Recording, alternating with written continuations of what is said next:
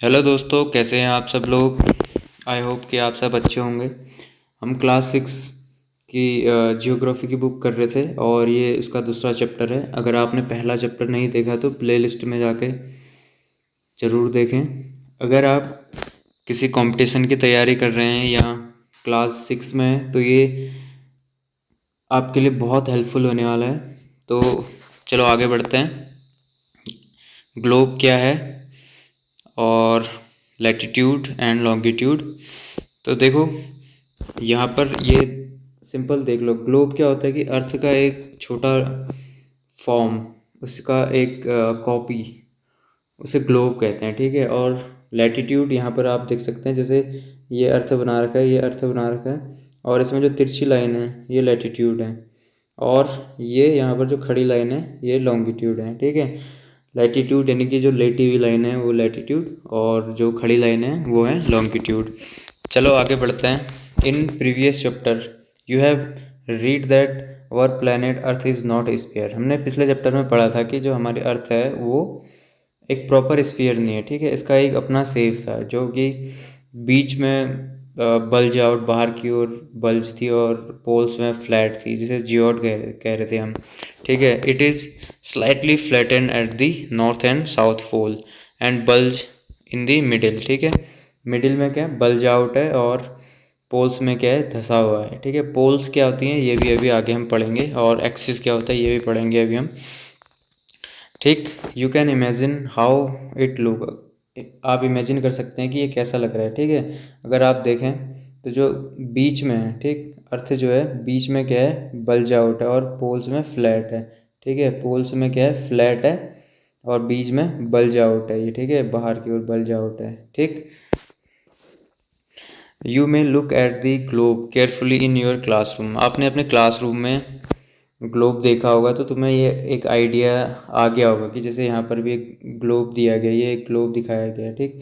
इसमें क्या है कि ये प्रॉपर एक ट्रू मॉडल है, अर्थ का एक छोटा फॉर्म है, ठीक है, ये ग्लोब, ठीक है, ठीक है। ग्लोब बहुत अलग अलग साइज़ के हो सकते हैं, कोई बड़े होंगे कोई छोटे होंगे, किसी को आप छोटे पॉकेट साइज़ के भी हो सकते हैं, कोई बहुत बड़े हो सकते हैं जिनको आप कैरी नहीं कर सकते, ठीक है। और ग्लोब बलून शेप की भी हो सकते हैं, बलून में भी ग्लोब होते हैं, इसको फुलाओ तो ग्लोब बन जाएगा और उसकी हवा निकाल दो, एक सिंपल तुम्हारा बलून बन जाएगा। उसको तुम जेब में डालो तो दुनिया तुम्हारी जेब में आ जाएगी, ठीक है। ग्लोब कोई फिक्स नहीं है, ठीक।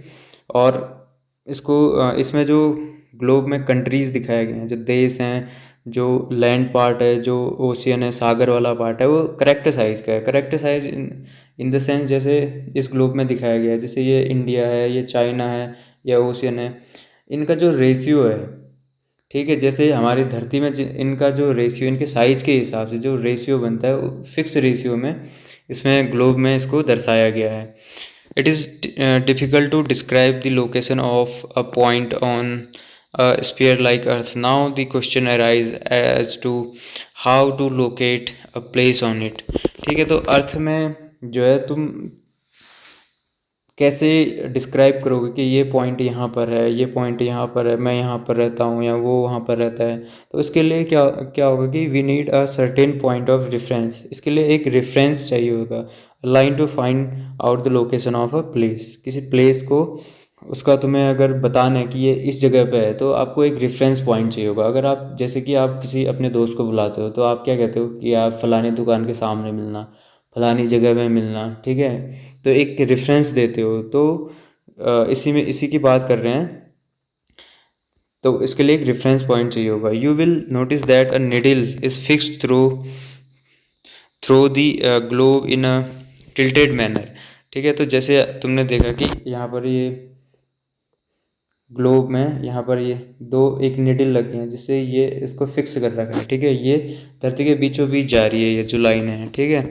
तो ये कह रहा है कि जो ये लाइन है जो इसको फिक्स करके रखा है, तो ये जो टिल्टेड लाइन है इसको क्या बोलते हैं, एक्सिस बोलते हैं। The two point on a globe through which the needle pass are two poles. जहाँ जहाँ से ये पोल, ये यहाँ पर देखो जो निडल पास हो रही है, एक ऊपर भी यहाँ पर निडल पास हो रही है, ठीक है, ऊपर। तो ये दोनों क्या हैं, पोल्स हैं, ठीक है। इनको क्या कहते हैं, पोल कहते हैं, ठीक।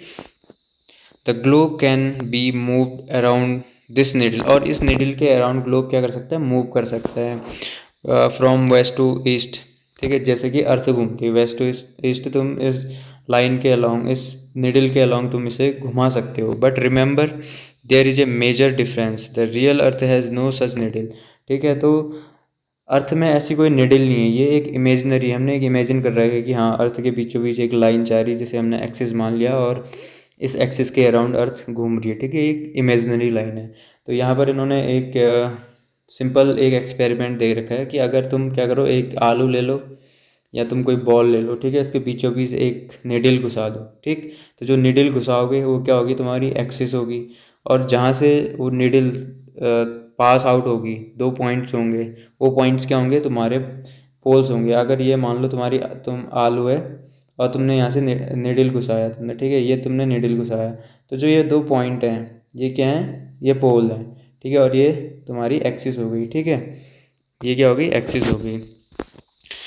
Another imaginary line running on the globe divide it into 2 equal part, ठीक है। और ये बोल रहा है कि एक इमेजिनरी लाइन और है जो अर्थ को 2 अलग अलग भागों में बांटती है, ठीक है, वो अर्थ के बीचों बीच जाती है। जैसे आप इस डायग्राम में देख सकते हो, एक लाइन है ये इक्वेटर वाली, ये अर्थ के बीचों बीच जा रही है, टॉप व्यू दे रखा है, ऊपर से फोटो दिखाई गई है, तो इसलिए ऐसा लग रहा है कि नॉर्थ में ज़्यादा पार्ट है, नीचे छोटा पार्ट है, लेकिन ये बीचों बीच, अर्थ के बीचों बीच जा रही है, ठीक है। तो इसलिए इसे क्या कहते हैं, इक्वेटर कहते हैं, या भूमध्य रेखा, विषुवत रेखा भी कहते हैं इसको, ठीक है।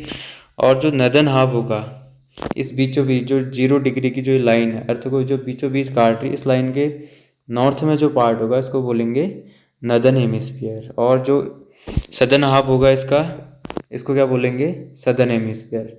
इस इक्वेटर जो 0 डिग्री की लाइन है, इससे जो साउथ में जो पार्ट होगा उसको क्या बोलेंगे, southern hemisphere. They are both equal half, ये दोनों क्या हैं, बराबर हैं, ठीक है। Therefore the equator is an imaginary circular line, ठीक है। तो ये जो इक्वेटर है एक इमेजिनरी सर्कुलर लाइन है, जो कि एक परफेक्ट तुम्हारा एक रेफरेंस पॉइंट है, ठीक है, रेफरेंस है ये, ठीक। तो और इसके जो पैरेलल लाइन होंगी नॉर्थ और साउथ में, इनको क्या बोलेंगे, पैरेलल्स ऑफ लैटिट्यूड, यानी कि 0 डिग्री के जो पैरेलल लाइन खींचोगे अगर गोल गोल इससे नॉर्थ में और साउथ में, ठीक। जैसे ये 0 डिग्री की एक ये सर्कुलर लाइन है, इसी के एक लाइन यहाँ खींच दी, एक लाइन यहाँ खींच दी, ये क्या है, पैरेलल्स ऑफ लैटिट्यूड्स हैं, ठीक। तो अब जो लैटिट्यूड है इनका एंगल कैसे नापते हैं, अर्थ के जो सेंटर बीचों बीच होगा, तो इससे जो बराबर 2 हिस्से हो रहे हैं, ये 0 डिग्री हो गया, इससे अगर 5 डिग्री यहाँ भी एक लाइन, एक पॉइंट है, ये 5 डिग्री एक पॉइंट है, दोनों पॉइंटों को मिला दोगे, ठीक। अगर तुम क्या करोगे, ये अगर सेंटर है, मान लो यहाँ से 5 डिग्री की ये पॉइंट एक 5 डिग्री है, एक पॉइंट यहाँ पर 5 डिग्री है, अगर तो इन दोनों को मिला दोगे तो एक लैटिट्यूड बन जाएगा। जैसे यहाँ 20 डिग्री दिखा रखा है, तो सेंटर से ये 20 डिग्री है, यहाँ भी 20 डिग्री है, तो इसको जोड़ने वाली जो एक लाइन है ये 20 डिग्री लैटिट्यूड है, नॉर्थ लैटिट्यूड, ठीक है। The equator represent the 0 degree latitude, ठीक है। इक्वेटर क्या, 0 डिग्री लैटिट्यूड को रिप्रेजेंट करता है। Since the distance from the equator to either side of pole is 1/4 of a circle around the earth, it will measure 1/4 of 360 degree, that is 90।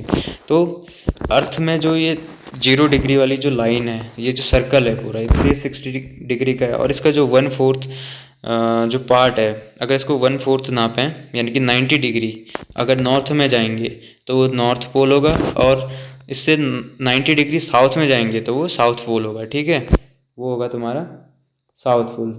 90 degree अगर north में जाएंगे तो वो होगा तुम्हारा नॉर्थ पोल, और 90 डिग्री साउथ में जाएंगे तो ये हो जाएगा तुम्हारा साउथ पोल, ठीक है।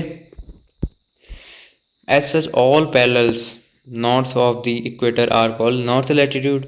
अगर 0 डिग्री से जो ऊपर के ये पैरेलल्स हैं, 20 degree north, 40 degree, 60 degree north, 90 degree north, तो ये क्या होंगे, ये नॉर्थ लैटिट्यूड होंगे। और ऐसे अगर साउथ में जाओगे तो इक्वेटर से साउथ लैटिट्यूड जो भी होंगे ये क्या होंगे, साउथ लैटिट्यूड कहलाएंगे, ठीक है।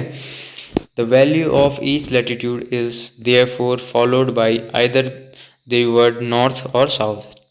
तो जो इसकी वैल्यू होगी इसको क्या बोलेंगे, या तो नॉर्थ बोलेंगे या साउथ। अगर ऊपर की तरफ जाएंगे, नॉर्थ की तरफ जाएंगे तो उसको बोलेंगे नॉर्थ, या साउथ की तरफ जाएंगे तो साउथ। इसको रिप्रेजेंट करने के लिए नॉर्थ को कैपिटल एन से करते हैं और साउथ को कैपिटल एस से रिप्रेजेंट करते हैं। For example both Chandrapur Maharashtra and Belo Horizonte in Brazil South America are located in parallel of 20 degree latitude. ये कह रहा है कि एक एग्जांपल दे रखा है इसने कि जो महाराष्ट्र में एक चंद्रपुर जगह है वो 20 डिग्री लैटिट्यूड में है, और एक ब्राज़ील में एक बेलो हॉरिजेंटे एक जगह है, ये भी 20 डिग्री में है। लेकिन अगर देखें तो जो महाराष्ट्र का जो चंद्रपुर है इक्वेटर से 20 डिग्री नॉर्थ में है, और जो बेलो हॉरिजेंटे ब्राज़ील में है वो इक्वेटर से 20 डिग्री साउथ में है। इसलिए जो चंद्रपुर है इसको 20 डिग्री नॉर्थ ऐसे लिखेंगे, और जो हॉरिजेंटे है बेलो हॉरिजेंटे इसको 20 degree capital S latitude 20 degree south latitude में लिखेंगे। ठीक है। इंपॉर्टेंट पैरेलल ऑफ लैटिट्यूड्स, इसमें से बहुत सारे लैटिट्यूड हैं। 0 से ऊपर 90 डिग्री नॉर्थ की तरफ जाओगे तो 90 लैटिट्यूड मिलेंगे आपको, जैसे 1 2 3 4 5 ऐसे बहुत सारे लैटिट्यूड मिलेंगे। और साउथ में जाओगे तो ऐसे बहुत सारे, लेकिन कुछ रेफरेंस के लिए इन्होंने कुछ इंपॉर्टेंट पैरेलल्स लिए हैं, तो वो कौन कौन से हैं वो देखते हैं। ठीक है। अब 0 डिग्री से अगर 23.5 डिग्री नॉर्थ में जाएंगे, ठीक है, तो वो क्या आएगा तुम्हारा ट्रॉपिक ऑफ कैंसर। ठीक, 23.5 डिग्री में ट्रॉपिक ऑफ कैंसर, जिसे कर्क रेखा भी कहते हैं। और 0 डिग्री से साउथ में 23.5 डिग्री साउथ में जाओगे तो उसे बोलेंगे ट्रॉपिक ऑफ कैप्रिकॉर्न। इस लाइन को क्या बोलेंगे, tropic of Capricorn 23.5 degree south. और 66.5 डिग्री नॉर्थ में जाओगे तो उसको बोलेंगे आर्कटिक सर्कल। ठीक है। ऐसे 66.5 डिग्री साउथ में जाओगे तो अंटार्कटिक सर्कल, क्योंकि यहाँ अंटार्कटिका है, यहाँ आर्कटिक है, तो आर्कटिक के चारों ओर जो सर्कल है इसको ये 66.5 डिग्री में इसको आर्कटिक सर्कल बोल दिया, साउथ में अंटार्कटिक सर्कल हो गया। ठीक है। और इससे ऊपर का पूरा फ्रिजिड जोन है। ये फ्रिजिड जोन क्या होता है ये आगे पढ़ेंगे। ठीक है। तो अब देखो क्या है, हीट जोन ऑफ द अर्थ। अब अर्थ में अलग अलग हीट जोन है। ये हीट जोन बनते क्यों हैं, सन के कारण। कहीं सन क्या पड़ रहा है, सीधा पड़ रहा है, कहीं उसकी जो रेडिएशन है, जो लाइट पड़ रही है, तिरछी आ रही है, तो इसकी वजह से अलग अलग हीट जोन बन रहे हैं। तो अर्थ में कौन कौन से हीट जोन है वो आगे हम पढ़ेंगे।